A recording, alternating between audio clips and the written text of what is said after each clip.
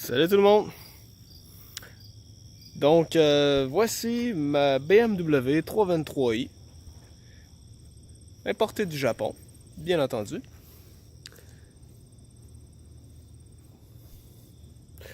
Il y en a qui vont se dire, mais pourquoi importer une BMW du Japon? On en a plein ici! Premièrement, cette voiture-là n'a jamais vu l'hiver. Ne serait-ce qu'une seule fois. Jamais. Donc, il n'y a même pas une botte de rouillé, tu sais, une tête de botte, quoi que ce soit. C'est incroyable à quel point elle est clean. Donc, déjà là, ça c'est plaisant. Sinon, il y a des petits goodies différents. En fait, les versions japonaises sont vraiment comme les versions européennes. Fait que l'ajustement des phares, là, quelques petites affaires.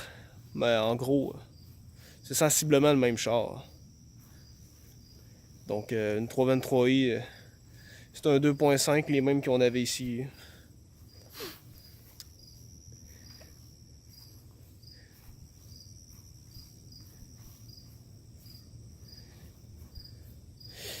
La voiture est vraiment clean. Seule petite chose qu'elle a, il y a une poque en dessous de la poignée arrière ici. Je sais pas si le vidéo la laisse paraître là.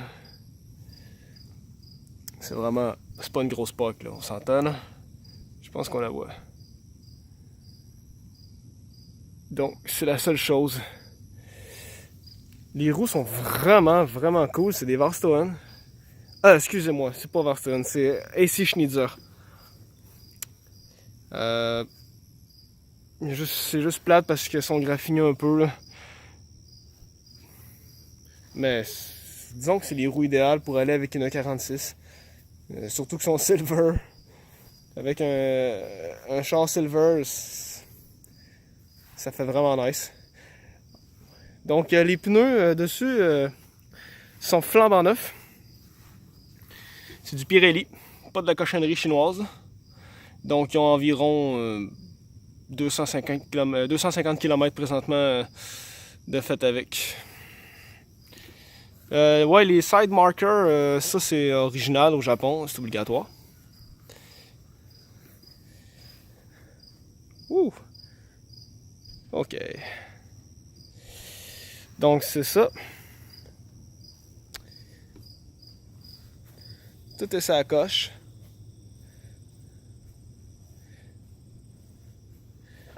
Il n'y a rien à faire sur l'auto. Quand je l'ai reçu, j'ai mis une batterie neuve dessus.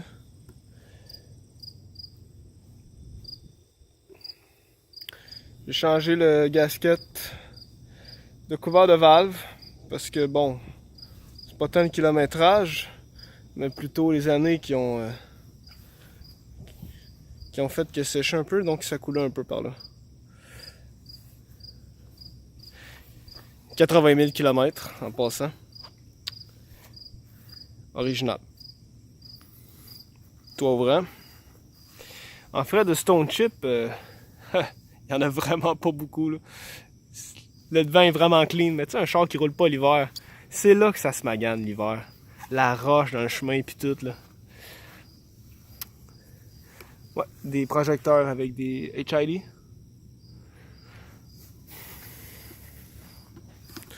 On va aller faire un petit tour en dedans.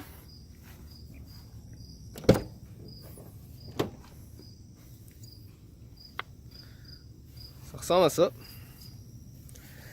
Donc, si je me trompe pas, la plupart des BMW ici venaient en cuir. Je suis pas un spécialiste là-dedans, là, mais... Tandis que ceux-là, c'est comme un mix de tissu au centre avec du suède sur les côtés. Personnellement, je préfère ça de loin au cuir. J'aime pas vraiment le cuir. Donc les sièges sont vraiment confortables, ça donne une touche vraiment classe. Le petit fibre de carbone aussi, tout le tour, c'est original. Je sais pas si on en avait de ça ici. Je suis pas certain. Fog light arrière, fog light avant, ajustement des phares. J'ai dû changer le steering, étant donné que au Japon, ça a bien de l'air que le cruise control, c'était pas trop populaire sur les E46.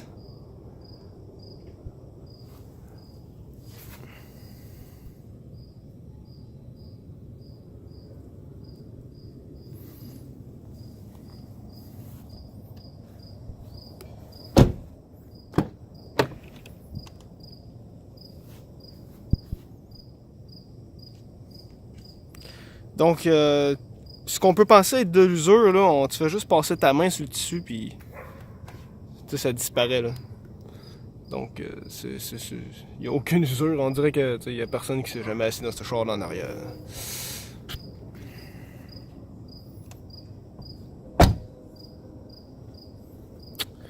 Donc voilà.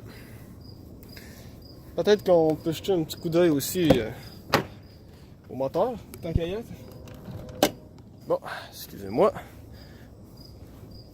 On va aller voir ça.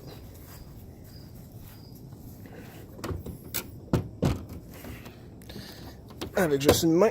Oh. C'est clean.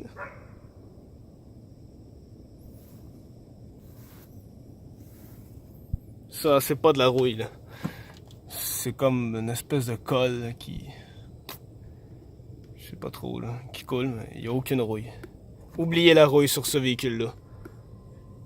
Vous en trouverez pas. Impossible.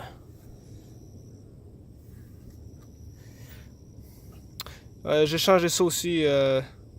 Les deux hoses pour l'entrée d'air. Qui avait une petite craque. Ça faisait siffler. Donc voilà, c'est... Écoute, c'est juste un moteur, mais... Il est juste bien clean. Ça, on va aller le partir.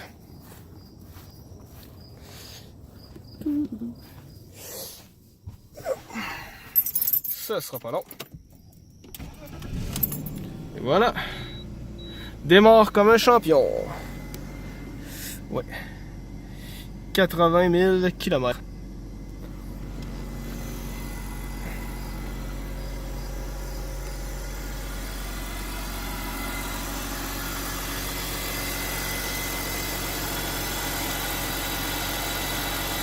Pas grand chose de plus à dire là-dessus.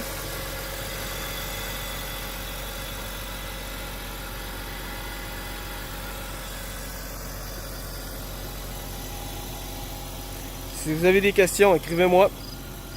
Ça va me faire plaisir d'y répondre. Oups. Ah. Donc c'est ça. Vraiment une belle machine. À la prochaine!